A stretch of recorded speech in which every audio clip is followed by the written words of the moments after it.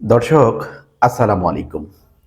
দিন যত গড়াচ্ছে কঠিন বিপদে পড়তে যাচ্ছে বিএনপি এবং তাদের সহযোগী সংগঠনগুলো। প্রিয় দর্শক, চট্টগ্রাম বিশ্ববিদ্যালয়ের নির্বাচনের ফলাফল ইতিমধ্যে ঘোষণা হয়েছে। বিপিজিএস সহ ২৬ পদের ২৪টিতে ছাত্র শিবিরের জয়। প্রিয় দর্শক, এবার কঠিন বিপদে পড়তে যাচ্ছে বিএনপি। দেখেন, বিএনপির প্রার্থী ঢাকা বিশ্ববিদ্যালয় কিভাবে হারলো, এবার চট্টগ্রাম বিশ্ববিদ্যালয়ে হারলো, জাহাঙ্গীরনগর বিশ্ববিদ্যালয়েও হারলো। যেখানেই বিএনপি তাদের ছাত্র দলের মনোনীত সদস্যদেরকে প্রার্থী করছে বিভিন্ন নির্বাচনগুলোতে, সেখানেই কিন্তু বিএনপির ভরাডুবি হচ্ছে। দর্শক, চিন্তা করেছেন, আমি কয়েকটা শিরোনাম পড়ছি। বিপিজিএস সহ ২৬ পদের ২৪টিতেই ছাত্র শিবিরের জয়।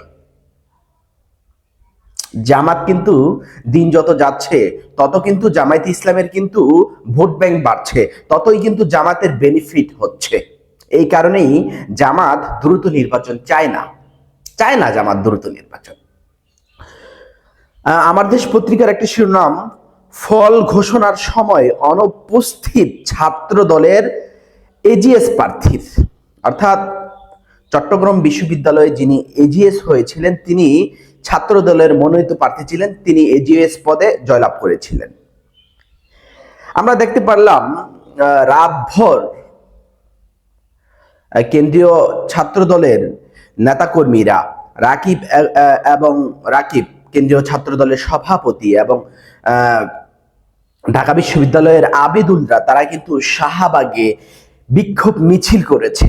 কি কারণে? তারা বলছেন চট্টগ্রাম বিশ্ববিদ্যালয়ের নির্বাচন সুষ্ঠু হয়নি, ঢাকা বিশ্ববিদ্যালয়ের নির্বাচনের মতোই চট্টগ্রাম বিশ্ববিদ্যালয়ের নির্বাচন কারচুপি হয়েছে, শিবির প্রার্থীরা ভোট কারচুপি করেছে, যারা নির্বাচনের দায়িত্ব পালন করেছে অর্থাৎ নির্বাচন কমিশন শিবিরের পক্ষপাতিত্ব করেছে।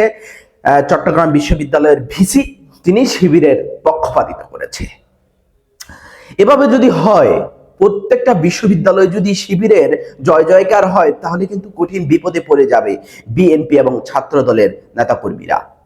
জানি না কি হয় জাতীয় নির্বাচনে। যদিও বিএনপির তরফ থেকে বলা হচ্ছে জাতীয় নির্বাচনে এই প্রভাবটা পড়বে না, অর্থাৎ বিশ্ববিদ্যালয়গুলোতে যা হচ্ছে, শিবিরের জয় জয়কার হচ্ছে, সেই প্রভাবটা জাতীয় নির্বাচনে পড়বে না। বিএনপির তরফ থেকে বলা হচ্ছে, বিএনপির পক্ষ থেকে বলা হচ্ছে, জাতীয় নির্বাচনে বিএনপি বিপুল ভোটে প্রায় ২০০ আসনের বেশি পেয়ে তারা সরকার গঠন করবে।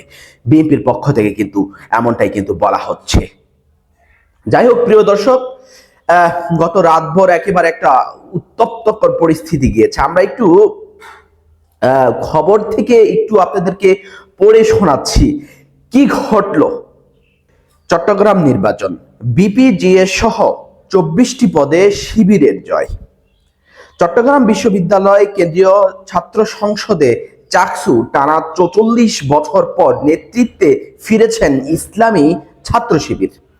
সংগঠনটির সমর্থিত প্যানেলে সাম্প্রতির শিক্ষার্থী জোট সপ্তম চাকসু অর্থাৎ চট্টগ্রাম বিশ্ববিদ্যালয়ের নির্বাচনে বিপুল ভোটে জয় পেয়েছেন।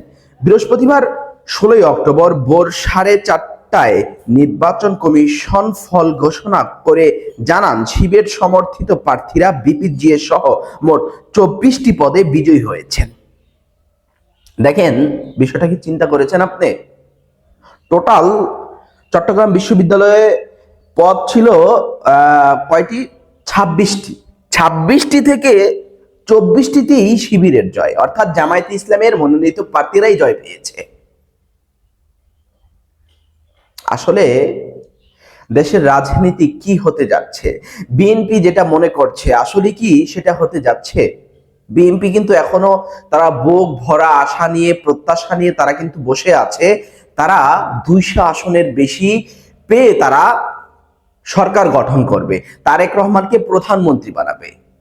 এটা কি তাদের প্রতিফলিত হবে? যেটা দেখতে পেলাম আজকেও কিন্তু রাজশাহী বিশ্ববিদ্যালয়ের নির্বাচন, দেখা যাক কি হয় আজকে। আমার মনে হয় জামাত খুবই ভালো পারফরমেন্স করছে। জামাত যেখানেই যাচ্ছে তারা সাধারণ মানুষের, সাধারণ শিক্ষার্থীদের সাপোর্ট পাচ্ছে, এটাই বাস্তব, এটাই সত্য। প্রিয় দর্শক, কি ভাবছেন, কি মনের ভাব প্রকাশ করছেন, অবশ্যই আজকের চট্টগ্রাম বিশ্ববিদ্যালয়ের ফলাফলের প্রেক্ষিতে আপনার মূল্যবান মতামত, মূল্যবান কথা আমাদের কমেন্ট বক্সে লিখে আমাদেরকে জানাবেন। চ্যানেল নতুন হলে অবশ্যই চ্যানেলটি সাবস্ক্রাইব করবেন। ধন্যবাদ।